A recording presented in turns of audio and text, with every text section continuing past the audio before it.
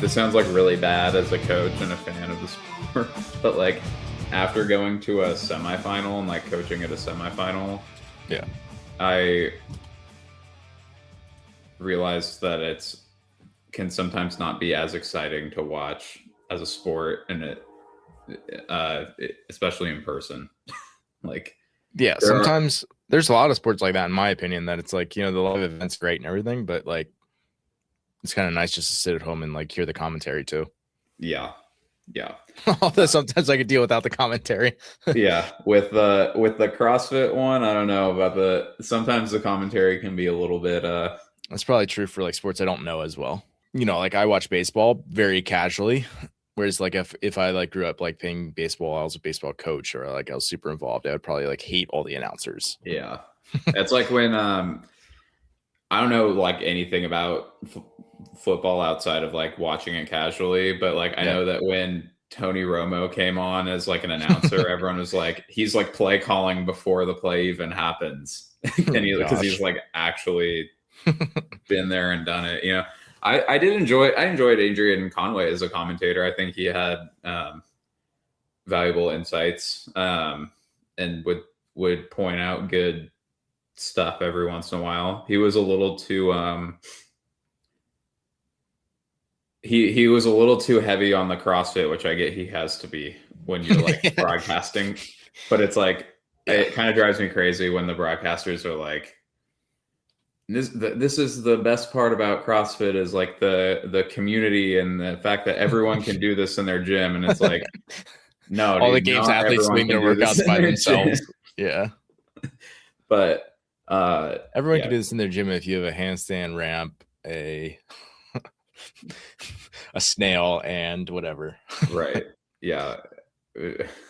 I own a gym, so like I know what it's like to own a gym and also coach competitors, and the two are very different. But I was seeing reels that were really funny online after the games, like me at open gym trying a wall ball GHD sit up, like, and that's one of the first things I thought when that workout got announced was like, I'm gonna have to go to the gym and watch people try and do like wall ball GHD sit-ups and triple unders and be like, guys, we don't need to be doing this.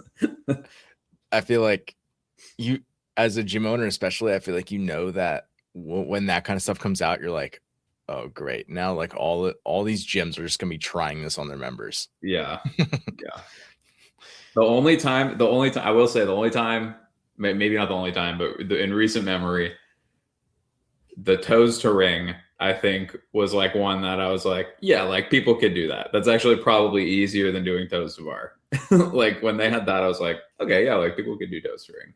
Are you talking about when they programmed at the games? Yeah, like way back in, I think it was like 2018 or 2019 or something like that. Ringer. Yeah. Is that the first time they programmed that? I think it was the first time there were toes to ring. Yeah. Yeah, I mean, I guess that's not surprising for the games level. But I use them actually quite a bit. That's like a great option for people who don't have toe to bar, who want to like do a similar movement in a class environment. Toe to ring, I feel like, are great. Mm-hmm. Yeah, they're good too. Like Daniel's had me do them a lot recently, and it feels like you have to dose them in a pretty high volume. Oh yeah. For someone who's a little bit more competitive, but they're just an easier movement. So like if you're not as strong or fit, that might be fine to just do the volume of whatever it was. But if you're a serious competitor, like, you got to do some volume to really make it count. Like they do touch like the hip flexion a little bit more than because you can't pull down on the rings and leverage yourself behind them the same way. So they could be like a useful training tool especially for someone who's like toes to bar. They like, like those, when people have an issue with toes to bar, and it's because they're like core compression's really bad. So they have to like swing really far back. They just use all lat. Yeah. I feel like Rich did that. That could be a good use case for like a toe string. But anyways, yeah, man, what were your thoughts on the games overall? I mean, the athletes are super impressive. I think that stands out every year. But like, as I coach more and more people who are competitive at various levels, it's just like impressive to see people who are like, you know, it's one thing like you see somebody like that once in a while, just doing training or something, but to have like, you know, them all in one place competing against each other head to head where they all like are peaked is super cool. And then I can talk about programming if you want, but I guess my opinion doesn't really matter. Yeah, well, I do think that'd be interesting, but I feel the same. I thought Quinn Robinson posted something that was really interesting. He was like, this was really cool to go and be at the games. And then he was also like, I don't think I really understood, and I don't think a lot of people understand just how fit the top level of these guys are. Like the level that they're operating on is insane. And it's like, I mean, this is I've been thinking about this recently. It's true like along any sort of like spectrum to an extent, but it's like even for like you and me, that it's like you can understand how fit someone needs to be, but like you can't like sympathize with what that like level of fitness feels like, or like you've no like, I don't know how to explain it, but it's like you can like logically be like that's how fit you need to be, but to like actually get to the point where you like to like experience that amount of work to like get to that point is like a whole different like level of like. Yeah. I feel like I've had like glimpses of that with athletes for sure, where like athletes that I coach, I'm like, they do things and I'm like, this is incredibly impressive. They're like, I wouldn't have a hope to do this. Right. Like doing 26-1 and broken and fast. Like, wow, I wouldn't have a hope to do that. Right. But like to know that like not every single area, but virtually every single area, they're like equally as impressive across the board. Like there's not any holes. Yeah. It's like most of the stuff, it's not, are you going to do this unbroken? It's like, how fast are you going to transition? And like, what are the ways that we can like not cut corners, but like speed up cycle rate? You know, like in like open workouts, for example, that's one that everyone can do. Yeah. It's not like, how are you breaking wall balls? It's like, are you able to catch the ball at the bottom of your squat so that you don't have to like do any eccentric loading, and like can keep up with someone who has a really short range of motion squat, you know? Like it's crazy. Yeah. What did you think of the programming this year? Yeah, I think I thought as a spectator I liked it. I liked that one thing I liked that they did was having the total 3 separate events. I thought that was cool. You like that? I did yeah. not like that. You didn't? No. I thought that it allowed I thought that it unweighted the like specialists in certain lifts. Like James or see, like I feel like it would do the opposite. Like it would make like if you're a specialist, it rewards you even more. Like if you're Alex Kazan, you get rewarded 100 points. That's yeah, I guess so. For me, it was like if James can, like if you had like a deadlift specialist that could just rip a huge deadlift and win that the deadlift. That is true. So for example, like Vellner, who he was a little over 6 or I think so. I think it was right around 6. Which I was surprised that I don't know if they were just fatigued from the day. Because like, World Fitness Project, or maybe it was different bars or something that was like, you know, really stiff bars or something. I was surprised a lot of guys didn't pull well over 6. Anyway. But yeah, like because the deadlift is such a heavier lift than something like a strict press, it's going to skew everybody's, you know, total towards like whoever's the better deadlifter is weighted more heavily than whoever's strict press. Yeah. Which I guess would be fine. The other way you could do it, I guess, is make them each 33 and then, you know, put them all together. Right. Yeah. Yeah. I don't know. Make it like a medley. I guess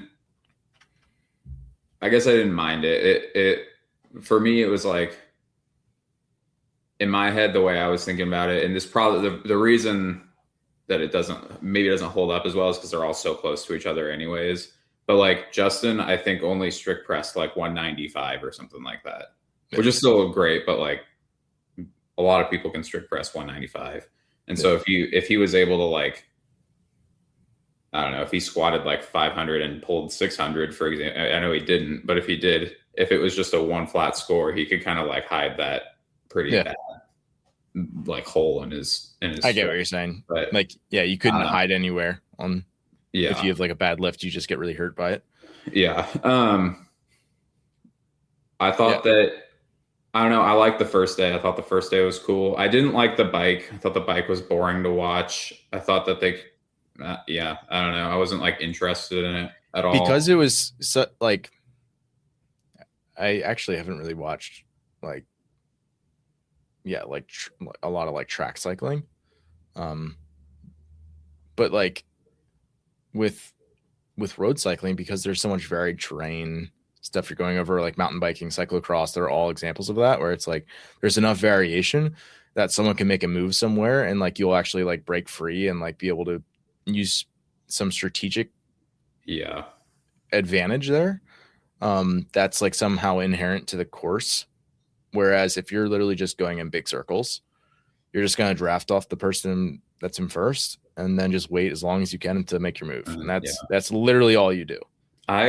So I grew up like 10 minutes from the Morgan Hill area, right? Like when I was cross training for rowing over the summers, I would cycle a lot. My dad was really into road biking. And so I, by proxy of that, had like a good amount of experience road biking. There are a lot of like really great, like low traffic hills out there that are like 40 plus minutes long on like for like a fit dude on a bike. They could have easily done like a hill climb or something on a road bike. Not even had to come down, just like done a TT up a hill. And it would have that would be such like a middle finger to like a biker specialist, because it's like you just get hammered if you're a heavy dude for hills. Yeah, but that was like kind of the thing, and I was like, I don't know if that would like overcompensate for like, because this probably did lean towards a little bit heavier of an athlete. Although Hiller made a post at one point that was like, this is basically a machine workout, and it is similar to like when NorCal did the biker thing, but I do think that there was a little bit more body weight involved than just a machine. Like it kind of weight you're moving, so itself, because you're moving yourself.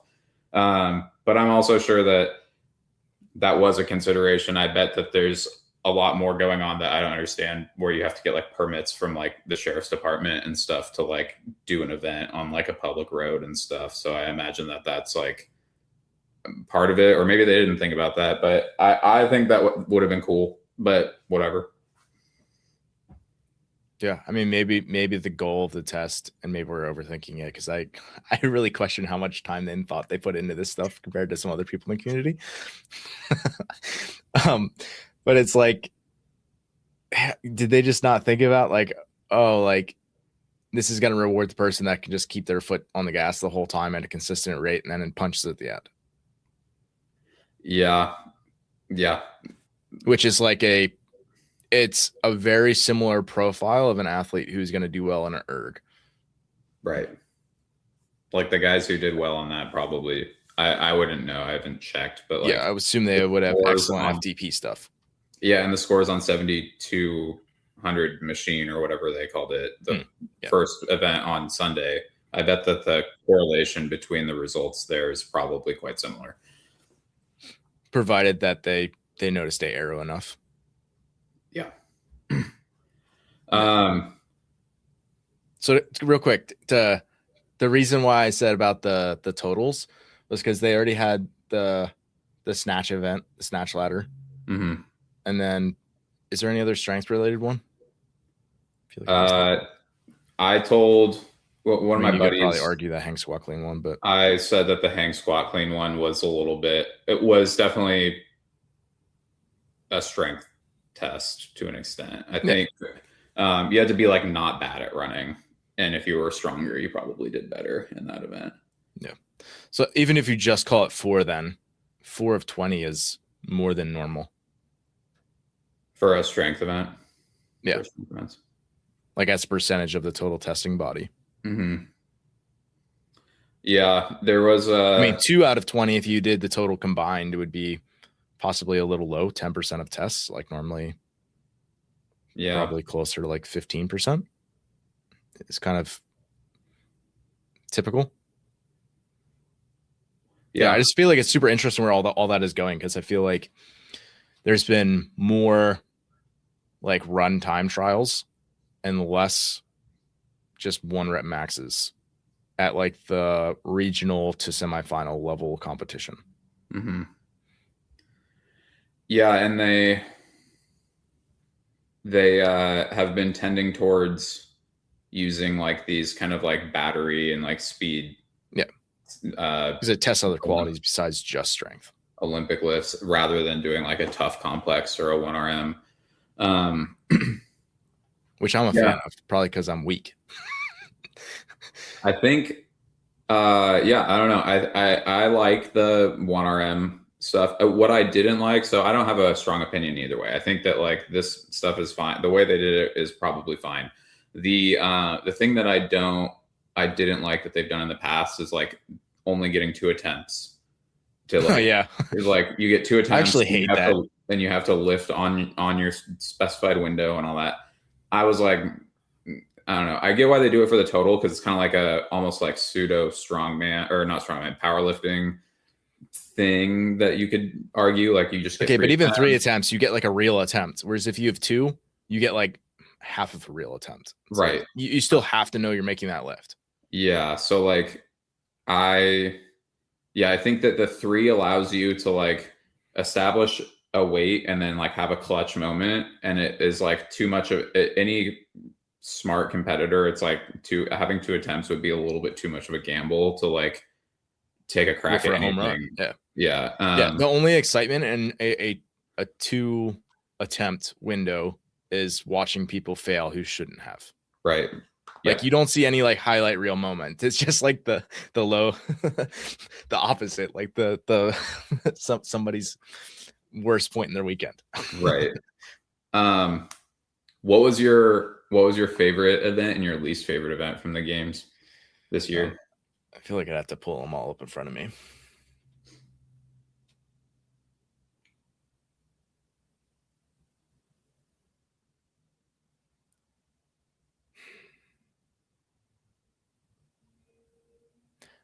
I mean, I really wasn't a fan of the GHD wall ball. I feel like at this point, like, triple unders have been around long enough. I mean, and again, people are going to say, oh, like the roll support's been around forever. It's like, I also don't think that was a great event the way it was structured. That would be like equally as bad almost.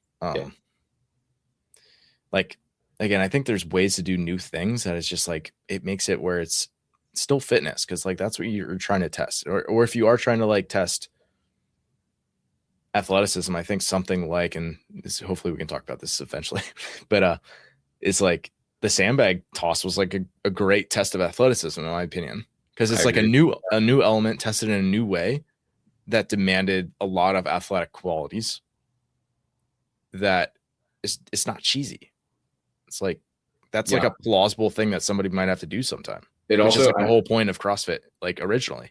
It was behind a paywall, so I know not as many people saw it as what was available on YouTube, but like it was like not boring to watch. Like it was kind of fun to see the bag, like see where it landed each heat, and then kind of be like, oh shit, like because a lot of times the last one was like the deciding factor for them. So they'd like kind of get the 2 out of the way where they threw it sideways, and then they kind of get set up, and when they hucked it back over their head, it was like kind of exciting to see where it landed, because people would have like these like surprise moments where they threw it way further or like biffed it and it like didn't go as far as it was supposed to, Yeah.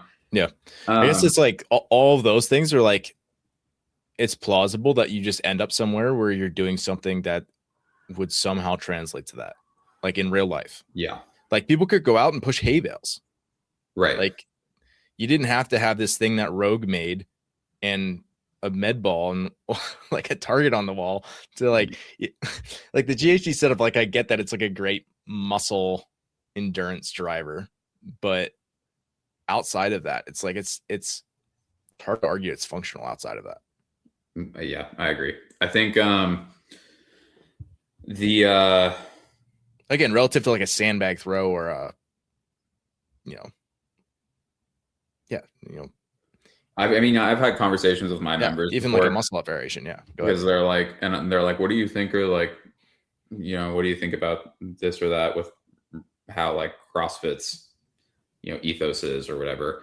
And I've always been like, I think that running any sort of sandbag movement and like a pull up and a bar muscle up are probably like the three things that are actually going to have the most functional carryover to your real life. Like, and squatting, of course, but like Yep. if you can like do several different movements with a sandbag, and then you can like run and you can do a muscle up, then like you're going to be pretty well set up to like handle any sort of situation that you might be in real life, you know. um Okay. my gripe with the ring support thing, or the roll to support that they did, is that the for a while it felt like what CrossFit was like standing on was the sport fitness was testing who could like sustain the highest amount of power output for the longest, or like who could produce power over like uh, the given time domain. And so that's like the argument for like why they started doing kipping pull-ups and kipping handstand push-ups. It's like, okay, well now they're doing more work. They're completing more reps in a shorter amount of time. When you like go from ring muscle up to like roll to support, it like takes away the athlete's ability to like produce power, basically. Like to me, some of those movements don't feel like very fitnessy. And I know this is like a little bit more of like a matter of opinion for people. And it might be a good segue for what we were talking about on Instagram about like athleticism versus like raw fitness. But like to me, if it was like a 7 minute AMRAP of ring muscle ups, like that seems like it's a better test of like fitness, because there's actually like a kind of like a power output that you can measure. Whereas like when we're doing these like roll to supports and these like crazy movements, they are athletic. They require skill, and some of those facets of CrossFit is, I imagine, what people would argue, like it's the coordination and the agility and the precision and balance or whatever. But like, yeah, but how often do the rest of those get measured in a testing body that's testing functional fitness? right. So that's my gripe with the support thing, was like, it's cool, it's like gimmicky, whatever. Like, I get that you're trying to like test their adaptability or whatever, but it's like, I don't know how much that really aligns with what actual like my idea of what fitness is, where it's like, let's just see who, like, let the athletes show how much power they can produce. I guess what makes something gimmicky? Yeah, that's a good point, because you look at Grid League and it doesn't look as gimmicky. I mean, like, kind of does, but like, they're Even there, I feel like it depends. yeah, that's Like a good question. Pistol I guess, hopping over a PVC, I'm like, yeah. yeah. Whereas I like mean, butterfly ring muscle ups, they're kind of cool. Again, this is opinion, obviously, but right. Yeah, I think really like if I was to be completely honest, it's like something that I would think of looking at and being like, that looks really cool. I want to participate in something like that. Like, that's really impressive for me to watch. And when yeah, you see these like flips and crazy things happening, when it's like gets to the point where it's hard to tell what's going on, and I then think it's like, what's happening? And like, now someone who's never been exposed to CrossFit sees that and they're like, what is going on here? But then you see someone getting exposed, like if you see someone doing burpees and some cleans or something, it's a little bit more like obvious what's happening, like what the workout is, and like I don't know. yeah, I think though that is an athlete showcase problem. Meaning like if the athletes had 6 months to prep for that 5-minute AMRAP, I don't know if it's gimmicky anymore. Right. Because they're going to be all very proficient and very smooth with it. Right. But I think that's what you're getting back at is like then it becomes more capacity, power output. Yeah, Whereas and like you could that's do why. double under crossovers in 2026 and it doesn't look nearly as gimmicky anymore. Yeah. It really did when it first came out. Yeah. And so I think that goes back to the argument of like, you know, are you trying to like showcase athletes in the best light, or are you trying to like, you know, drive the community forward with like learning new skills on the fly? Yeah. They're I don't think those are opposed to each other, by the way. right. I tend to agree more with, or my opinion is pretty in line with, like I know Paul Weber has talked about this a good amount. And he, like the way he's explained it is like there's like this spectrum of like showcasing the athlete and then like entertainment, and like what can be entertaining is also humiliating. So when you look at like American Ninja Warrior, like falling and landing in the water offers some level of like humiliation for that person that was participating. And then like even further is like a show like Wipeout where they like go bouncing around off of everything. And it's something that has like no humiliation would be like the 100-meter sprint where you like get set up and then it's just like point A to point B, you know. Maybe you get humiliated by your competition or whatever. You could humiliate yourself by like false starting. But like I prefer that it like looks cleaner and like looks cool and allows the athletes to like express their level of fitness. Like I think it should be like a showcase of athlete fitness. And when we do like things where we like spring the last minute movement or the last minute change to the competition or whatever that Dave really likes to do, it feels like it's in an effort to like try and humiliate some of the athletes. Yeah, it's a gotcha for like to like get them to like be exposed or whatever. And I don't know how much of that really relates to an athlete's actual fitness or capacity. Like how much of fitness are we attributing to your ability to like quickly learn a new skill and adapt, you know, versus like just have raw power output. Right. So, and that's, I get that's a matter of opinion is really what it is. But I guess like most people in our community want to see the games thrive. How many people do you know that want to grow up and be a Wipeout champion? Maybe they got sick prize money or something and you don't care about it and you want to get humiliated. But like outside of that, it's like people aren't making a career of that. Right. It's like it's literally just a spectacle and you're just a pawn. Which sometimes CrossFit Games feels like that. Right. And that's what you're all pawns in Dave's game and it's just like whatever, you know. So that's I would like to see it move away from that a little bit more. But I also can recognize that like there is an element of like athleticism. I mean, when you look at athleticism, you look at like a football player that's really athletic, like you inherently say that about someone who's able to like quickly change directions and like adapt to like what's happening in front of them during the game. And so how do you like take that and like apply that to a sport where the sport is just exercising, like lifting weights and running, you know, like because that's some of the most impressive stuff that like team sports athletes do. So is there like maybe they're trying to kind of bridge the gap between that, you know? I don't know, but I guess like let's kind of maybe pull out some of like the things that like we've seen as themes from let's not just do this year, because I think, you know, similar to last year, like we could be sitting here talking about machine capacity this is last year. But like over the long term kind of scope of this, like maybe how do you define athleticism within our sport? And then like how does that actually like play out in like benefiting athletes? And then we can talk about that for a bit. And then we transition that into like, how do you go about that for various levels of competitors in like a practical like training block. Mm-hmm. Yeah. Yeah, I think that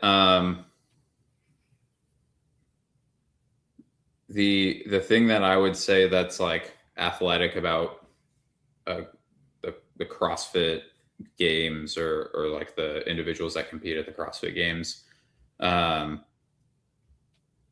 is like to a certain extent their ability to kind of like adapt to these new movements. Yeah, I think adaptability is one of the qualities of athleticism. Yeah. Um, being able to like maybe not even like a new movement, but a new loading pattern, like moving efficiently with a new loading pattern. Could you give me an example of that? Yeah, like shoulder, like doing sandbag squats with it on your shoulder versus like bear hugging it versus front squatting. You know, like like we've never in competition had we seen like just shoulder the sandbag and squat with it on your shoulder. You know, and so like that's a pretty easy one for athletes to like pick up on. You know, like okay, I just put it on my shoulder and squat with it now. But there's like a level of like competency where you like where it sits on your shoulder and like how you're going to hold on to the bag, you know. I think Is that like different from adaptability in your mind? like athleticism versus adaptability. Or like this, like, different movement variations, loading parameters. So I think like part of the athleticism is being able to take something, and you talked about this in the second episode of that's like building athleticism podcast, I think. Because I listen to both of them. It's like the to me it's like the part where like how quickly you can go from like I've done the thing to like I am now like efficient at the thing. Yeah. Okay. I think you did a really nice job of laying that out where it's like you have like the skill acquisition component where it's like going from 0 to 1 rep and then going from like 1 rep to several reps and having the reps that you are doing look better. Yeah, it's like there's almost like 2 phases for like not all athletes would fall into this boat, but for CrossFit athletes, because you're generally being asked to do like, for example, if the sandbag event was not, you X in a number of throws and you're getting as far as you can, it's like you're going to throw the bag as far as you can and you have to jog and get it and then throw it again. Like, is it the same skill? Yes and no. Like, and to like either way, there's going to be similar qualities of like the triple extension, the sequencing of it, how you bring it in your hip that are going to be the same. And then there's going to be like components of it that are not. Like you're going to breathe differently. You're going to actually like put different amounts of tension into it. And like I think that's what we saw play out in like the rings event, where it's like it's one thing if you can do it, but you have to be able to do it for 25 reps efficiently, which is again a new skill set on top of just being able to. It's not just being able to do the movement. It's like taking the movement that you can do and that it's like quote unquote correct, and now being able to like pour efficiency into it. Yeah, I think, and I think you might have more experience than me with this in terms of like writing programs to like get people to be more athletic. I have like ways that I try and incorporate those things for certain athletes when I think it's appropriate for them. But to me, it seems like, and it's funny because CrossFit, it's like part of it says like play other sports often or like do other things often. And I think as the games have become a bigger spectacle and kind of more sought after, we're like seeing groups of people come into the sport who are extremely fit because they've been doing the thing and they know how to train for the thing for so long now. They like started when they were younger, maybe didn't play as many sports and didn't get exposed to as many types of like movements and athletic qualities. They were like more or less specialized for CrossFit. And then when things get thrown at them, that like skill of having to like switch gears from like soccer to football to baseball to lacrosse to I'm also going to do track and also I do this other like calisthenics thing with my friend. Like that's like the person who had that experience when they were younger is going to be able to like just take a new skill and kind of like I don't know. Does that make Yeah, sense? it does. How I would maybe describe this is like there's the adaptability component that you mentioned earlier, but that adaptability applies across many different disciplines. And you might be very competent in your adaptability on a pull-up bar, like Mm-hmm. Lowen, for example, but she might not be the best one at doing a zigzag sprint. She's probably not. Right. Right. So like the qualities that a former gymnast developed are going to be different from a Jason Hopper, right? Jason Mm-hmm. Hopper wasn't super competent in doing, rolls and flips and, pullovers and those sorts of things. It's my understanding that he'd work very hard to get those sorts of skills. Again, whereas, yeah, like, so I really think it just comes down to like different arenas are going to lend itself to learning new skills quickly in different areas. So it's like, I guess maybe that just still falls under adaptability, but there's like many different categories of that. And people should just be aware that it's like, just because you're like good on in field sports doesn't mean that you're good with body weight stuff. Just because you're really Mm-hmm. competent external load mover doesn't mean that you're going to be very accurate with throwing. Right. Right. There's obviously endless examples of that, but Sure. and again, in our sport, I think there are like main categories of things. And that's like been like how I typically think about developing that for athletes. It's like, there might be like one that's like jumps and sprinting and plyometrics and like those sorts of things that could like kind of fall under and live under one area of the program. And there might be like inversion gymnastic skills, which gets like every single year at the games. And it's always variations of different stuff. And it's like really easy to implement and even like in a regional and semifinal level. So it's like, okay, this is another, bucket that Mm-hmm. people can fall into. And it's like, okay, you can do that with hanging gymnastics. Maybe you could do that with like throws or different variations of Olympic lifts or something. So it's like, for me, there's like different like kind of buckets that you can kind of put some of this stuff into. Yeah, that was gonna be my next question. Was like, if you know, if you're coming up on a competition, or if you just have an athlete who you can recognize as like can do the skills, but like they're maybe not super confident. If you like throw new skills at them, Yeah. how do you go about one, like identifying that, or like what are things people could do to like self-assess in that, within that category, I guess, I don't know. And then after you've kind of like identified, okay, well, like I'm noticing, let's say I'm your athlete, I'm noticing Spencer's like able to kind of pick all these pulling skills up pretty well, but he's like not really that comfortable on his hands. Then like what do you kind of diagnose, and then how do you go about doing that? So maybe I would pull this from like two different, like think about it from two different ways. Like one is like the athlete that's in front of you and the sport that they're preparing for is the two factors that are involved there. So it's like, Mm-hmm. obviously you got to keep the sport in mind, right? If they're prepping for NorCal, we both have athletes there. That's a different situation than if they're prepping for quarterfinals online versus if they're prepping for the CrossFit Games. Like those are three very different testing bodies. For sure. So like and again, you might have an athlete competing in any one of those in a given year. So it's very complicated.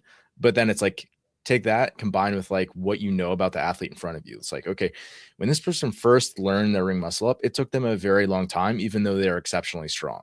It's like, okay, maybe they're not super coordinated with like gymnastics related things.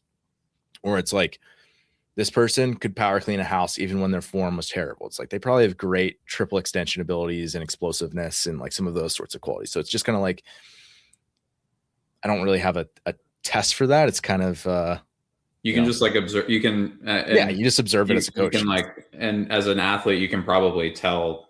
Yes, and those by, people like, know that because they're like, Coach, it took me forever to learn this. yeah, Where it's like other people are like, yeah, I just kind of went in, threw myself up there, did my first muscle up. Like, it's funny because as you're saying this, I can like think of athletes that I know that like fit into these different categories. Like one of my guys that competed at NorCal, it was like when we were prepping, it wasn't like we did a good amount of handstand prep stuff, but like when the backwards handstand walking was announced, we were both just like, oh, okay, cool.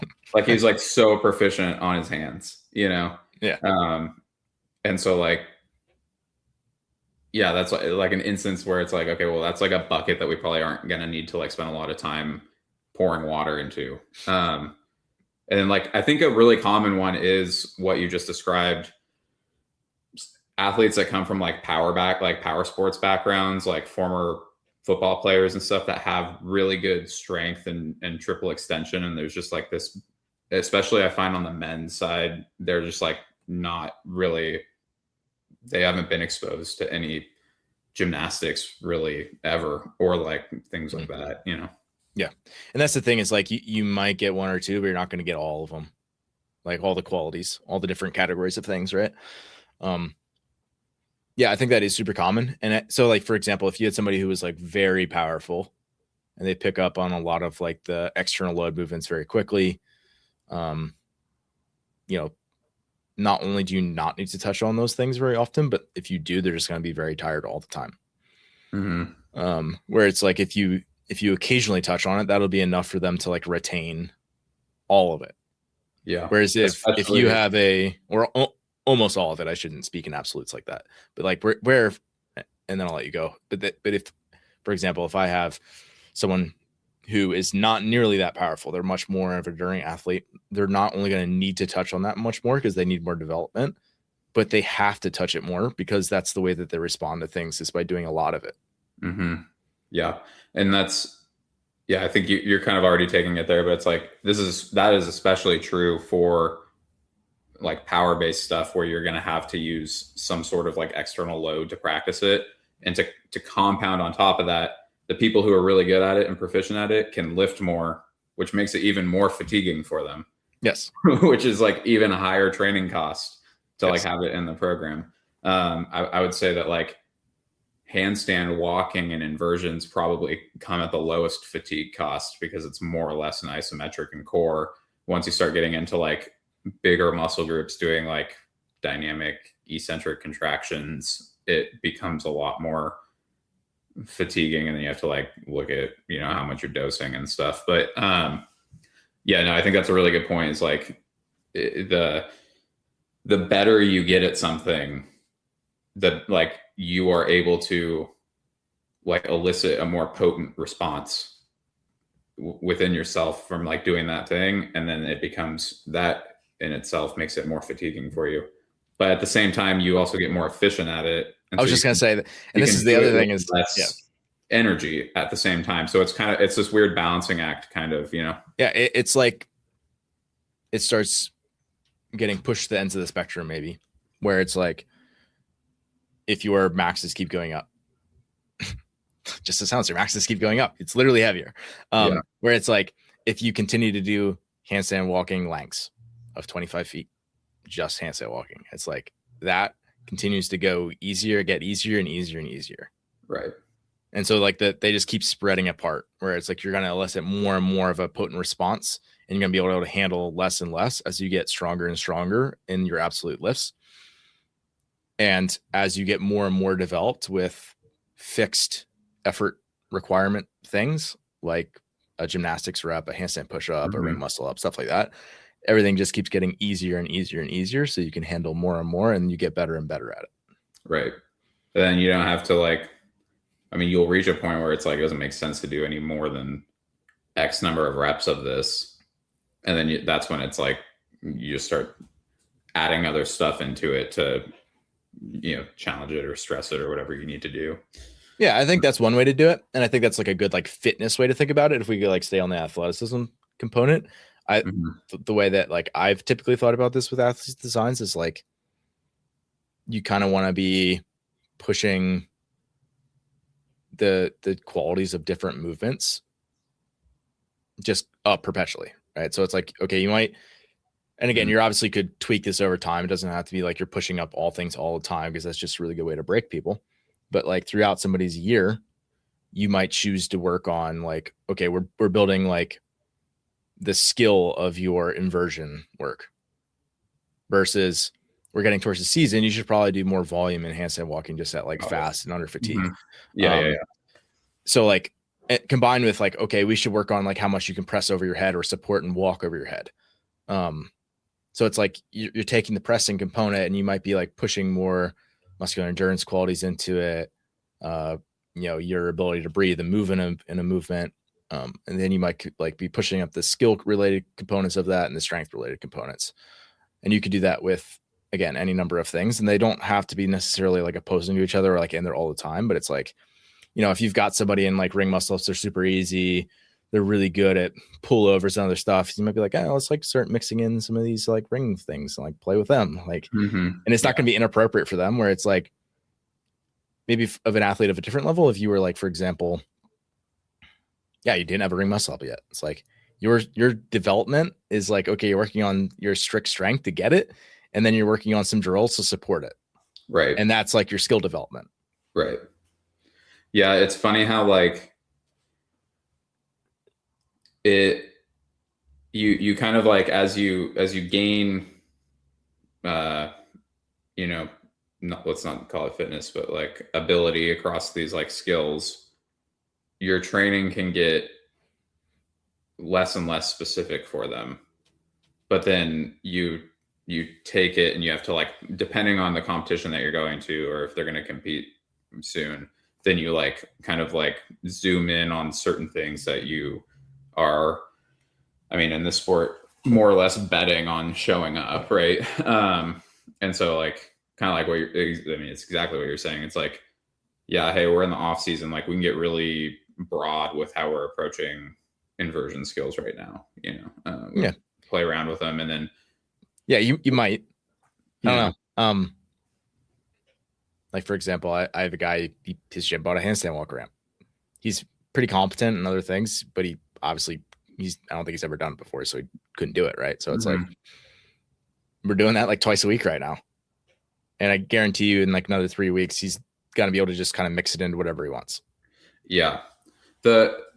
I think that, I mean, you can speak more to this on your experience as a coach and probably as an athlete, but like, I think another benefit to this is, and a mistake I've made in the past, it's like looking at the movements that are often selected in competition and being like, it's toe to bar muscle up. Like, well, if we just talk about hanging movements, toe to bar muscle up, chest bar pull up, ring muscle up, right? Like those are like kind of the ones that you just want to be able to be like really, really good at. But like, there's still value, or can be value depending on the individual, in doing things outside of that, like in your training, like pullovers and roll to supports and stuff. Because I know personally, I've experienced like doing some of those like random things can like put you in positions where you start to like feel the movement in like a different perspective. Like it can like broaden your perception of how the movement is and how to like manipulate your body through these like different movements, and that can be really helpful. Like I worked on drills for like a press to handstand for fun for a while, and then like it obviously made my handstand walking and like handstand skills better. And it wasn't like, yeah, it was a totally almost like unrelated thing, you know? I think that's part of what I've found a lot of value in CrossFit. Like the way that it's trained for like competitive athletes, and maybe for others too. I shouldn't just limit it to competitors, but yeah, it's like you see this transference between the different aspects of the program. So it's like, obviously there's limitations to that from an energetic perspective, from an energy systems perspective, from recovery perspective, but it also trends the other way where it's like you could be doing things where you're upside down that translate to you being able to lift a bar over your head. I was just about to say that. Like, how many times have you seen someone that like gets a lot better and more proficient in their thoracic mobility, doing a lot of handstand walking and rig work, and then all of a sudden their split jerk looks way better because they can actually like keep their shoulders stacked over their hips, you know? Yeah. I don't know. What's your opinion on like if somebody doesn't have all the skills yet, or they're maybe not even that? Let's not take it that far. Let's say they're a quarterfinals level athlete. They do have all the skills, but they're not refined very well. It's like you can muscle up, but they kind of fall apart after a few reps and start just to break down. Yeah. Like how much value is there in getting more fit and getting stronger and just like being a better athlete the way that is typically tested in an online quarterfinals type format versus developing this like broader sense of athleticism as a whole? Yeah, I think it depends on I mean, the way that I would approach it depends a little bit on like the athlete's timeline, right? Like if they're like, hey, I want to, like they hire me and they're like, quarterfinals is what, 9 months away now, or 10 months away, and my goal is to have like a great result in quarterfinals.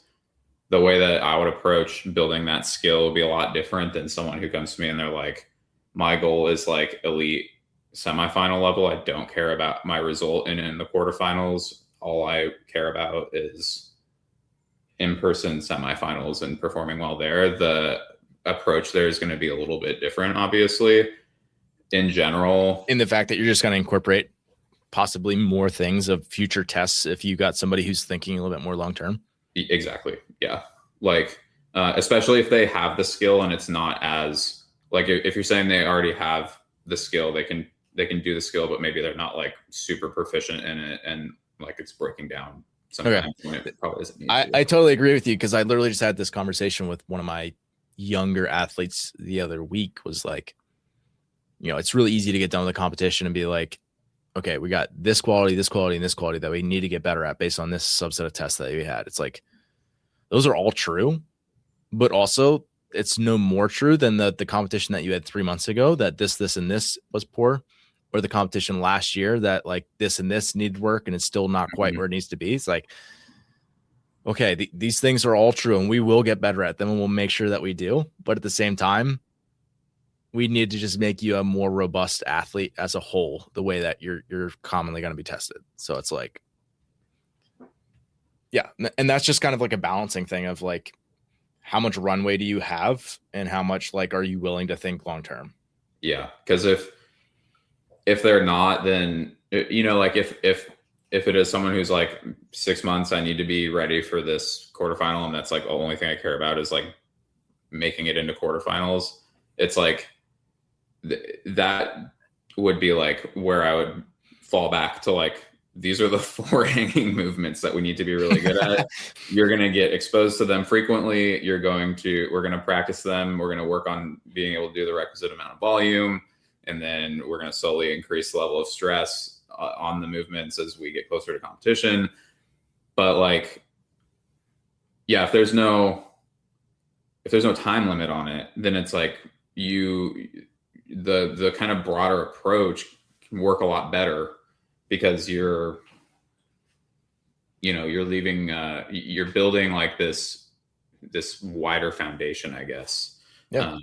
So yeah. Yeah, that's my kind of how I would approach it. And yeah, it depends on like how athletic they are. I mean, like whatever they're, and maybe that's a bad use of words there based on everything that we've just talked about, but like their history as an athlete, and like what they're good at, what they're not good at. If it's like, if this is somebody who comes from like a gymnastics background, they need to probably spend a lot of time doing like strength training with like varied loading patterns, right? And if they're somebody that comes from a weightlifting background, it's probably just spending a lot of time doing like gymnastics play and stuff like that. So how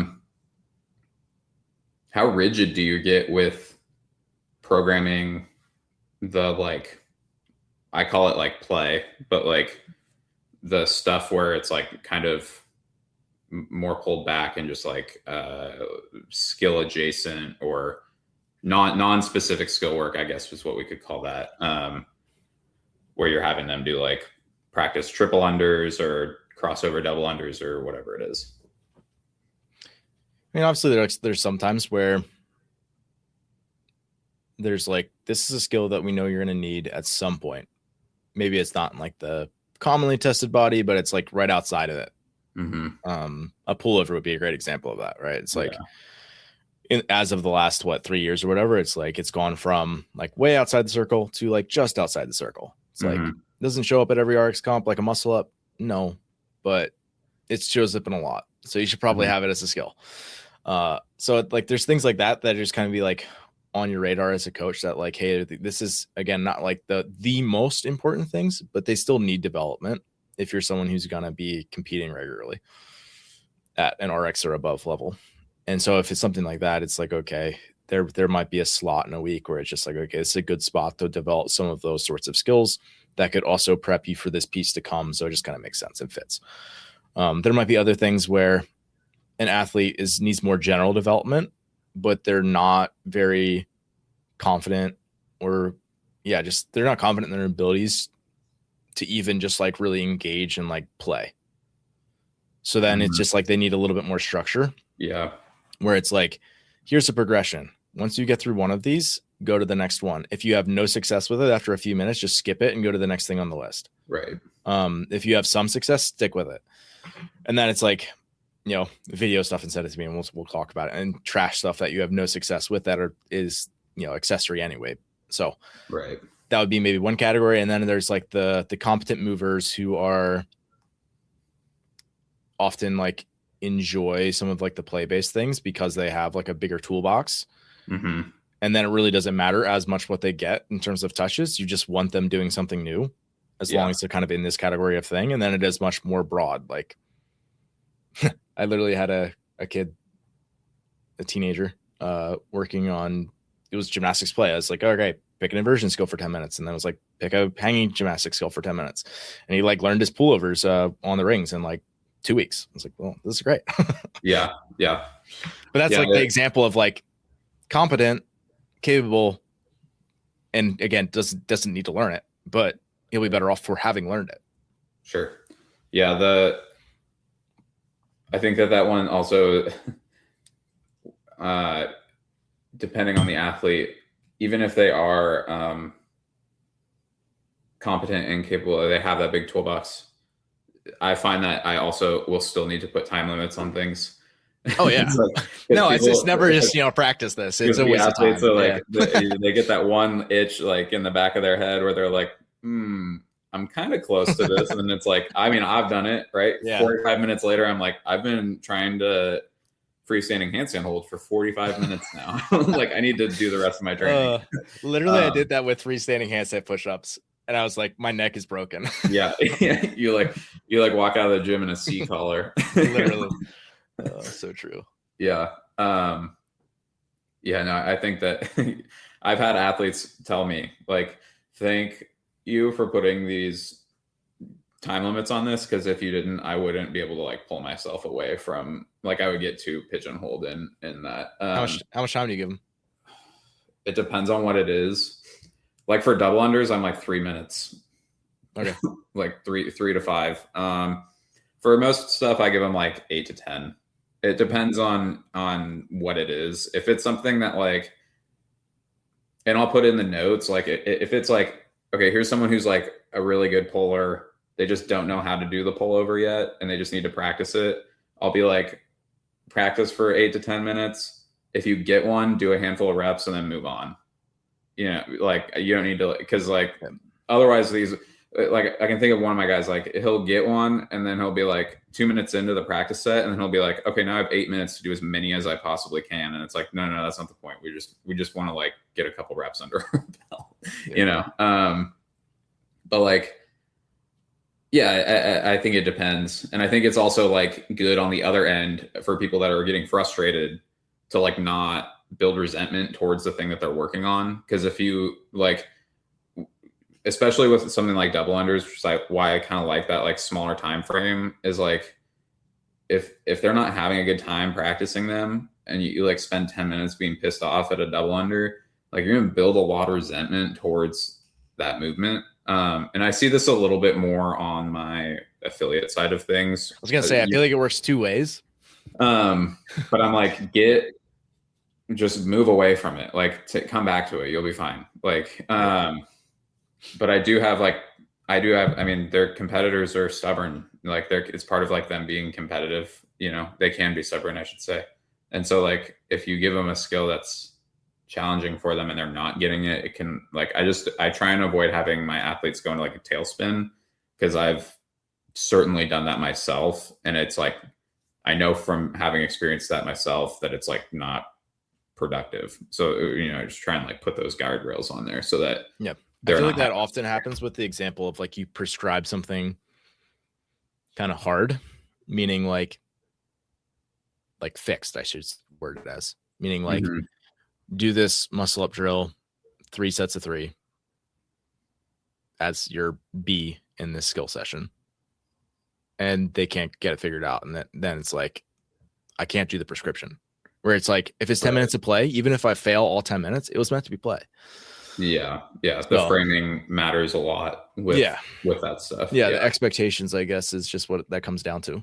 That's why I like further out in the off season. It's a little bit unrelated, but still more on the building fitness side of things. But like further away from competition, like I'll put those guardrails up for like trying to develop set size, where it'll be like a range. Because I find that like if you just say like, hey, I want you to do X, Y, Z, and then let's say it's like 15 toes to bar. If they're like, oh yeah, they need a range, you're saying? If they see 15 toes to bar, then they're like going to do 15 toes to bar, and then like set 1's 15 unbroken, set 2 is 12 and 3, and then set 3 is like 8 2 1 1. It's like no. So instead, I'll be like, do between 6 and 12 unbroken toes to bar.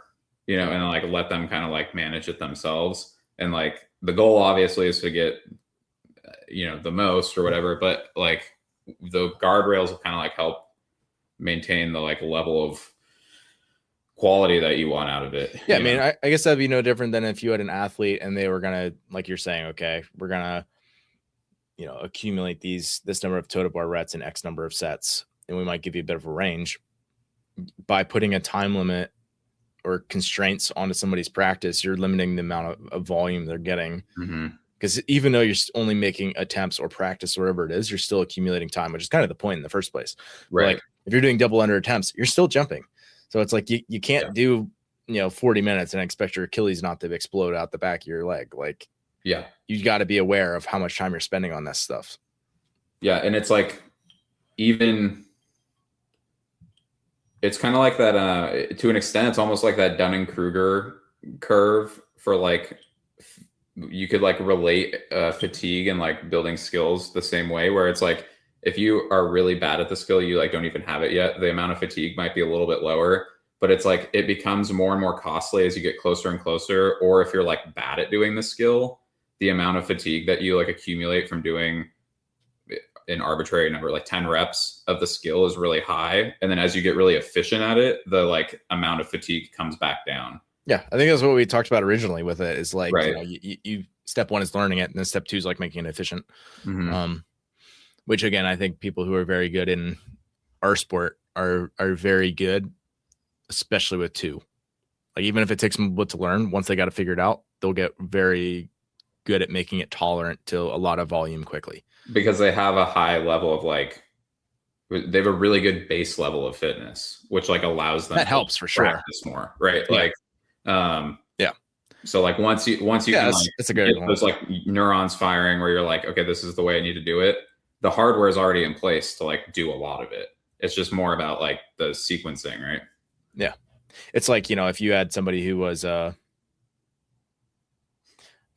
probably a great example of this.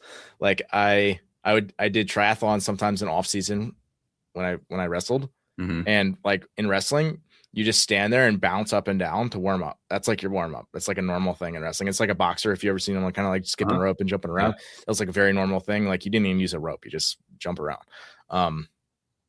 So it's like the number of minutes I've spent just like hopping on my feet is crazy. It's like when I went to do double unders, it's just like, all right, I'm just going to practice these so much. And then when I did them, like, okay, I got them. Now I'm just going to do a couple hundred of these. And yeah. And it's like, so it affords you the ability to accumulate a lot of reps really quickly, which is important for like learning how to do it efficiently. Yeah. I think, that's been part. And as I've gotten into coaching, this is deeper into like my own journey being an athlete. I've had a similar experience with like my previous bias almost with like skill development and stuff. And and capacity. Like for me, I rode for very, very competitively for like 6 years. And so when I picked up like all of the hanging gymnastics movements, they were like so easy because my lats are just really enduring and were well conditioned, right? Same with like my grip strength. Like the whole sport is just hanging onto a handle. So like I've never had huge issues with like grip. And so for me, and I should have been able to put this together as an athlete. I have, yeah, they're on the bigger side, you know.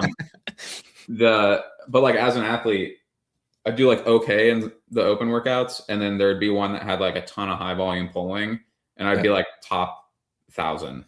You know, my overall leaderboard score was like 30,000th. You know, like I had no business being up there, but it was like I could just hang on, like I could just do them forever. And I would never like when I initially started coaching, I'd be like, why can't people just like why do people's lats get tired? Like your lats shouldn't get tired. Like that's not how that works. Like you just do them until you're done doing them. You know, you did 80 toe to bar yesterday. Why is it an issue to do muscle ups? Right. Yeah. But then I realized when I was like actually trying to address my like glaring deficit in inversions, specifically handstand push-ups, and then like started training with my buddy who was a 50-meter butterfly swim specialist who came in and was just like doing them like no problem. And I'm like, how do you do that? And I'm like, okay, so like there is something the athletic background does have an effect here.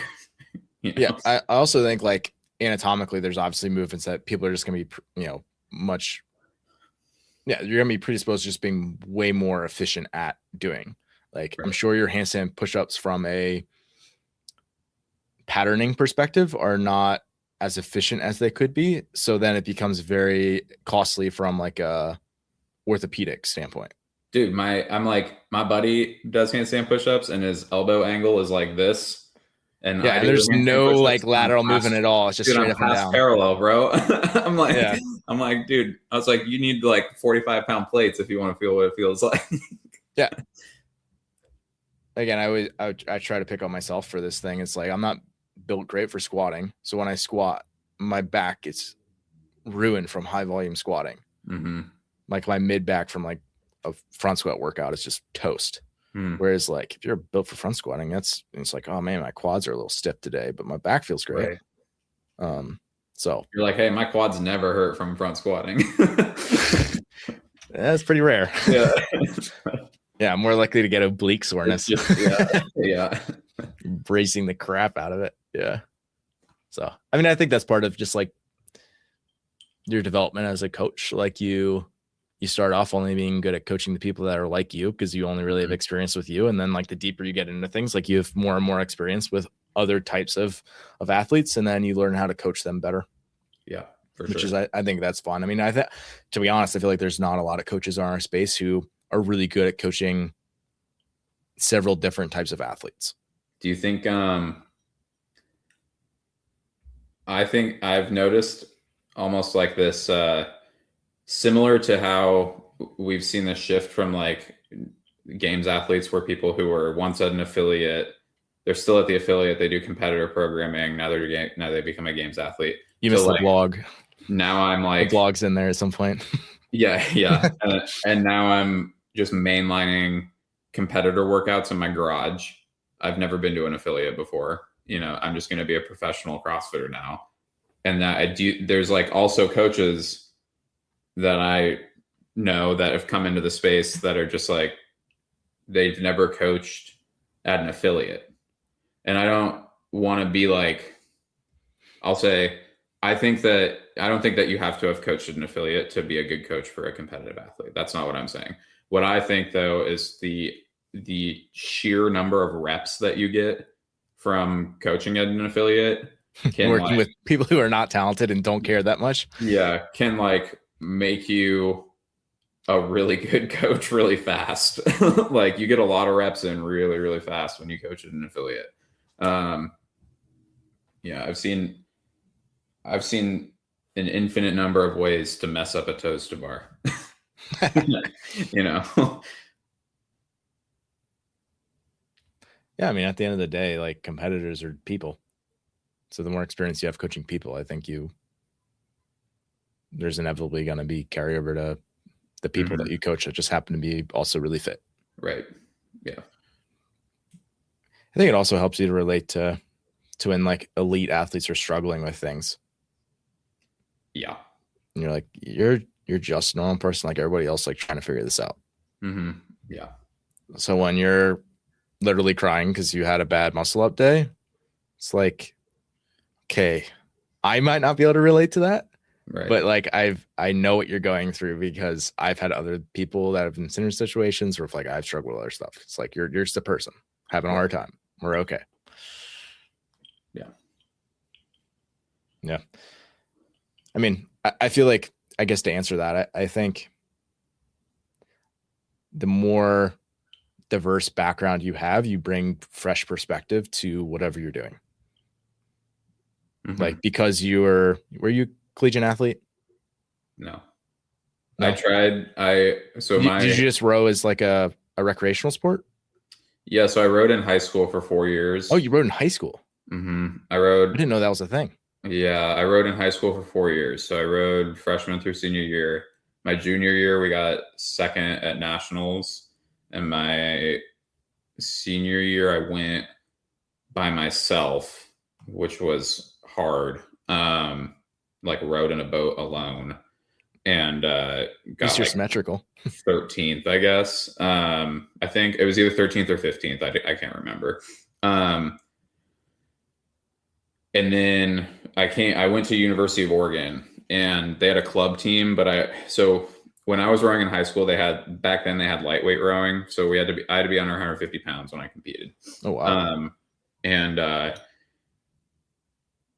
all of the collegiate lightweight teams are the Ivy Leagues. And so I couldn't get enough help. I mean, I had a good GPA in high school. It wasn't like anything. I wasn't like a 4.0 student, but I wasn't like stupid either. I couldn't get recruited to Ivy League school. Basically, they couldn't help me enough. And then to go to any of the other D1 schools, you had to be like 6'8" and like 230 pounds. So I went to University of Oregon. I didn't want to do club because I was like, I'm too good for that, basically, because I was pretty fast. Like I was like one of the fastest lightweights in the country when I was in high school. And so I left University of Oregon after a quarter and went back down to my home in California. I went to community college to do my prerequisites, and I was like, I'm going to give myself 2 years to coach at the rowing club and train full time to see if I can make the Olympic team. And just never got fast enough. So I was like, I mean, I was definitely fast, like fast. I was very good, but I wasn't good enough to be on the Olympic team. So then after that, there's only so much staring at a nerd screen you can do.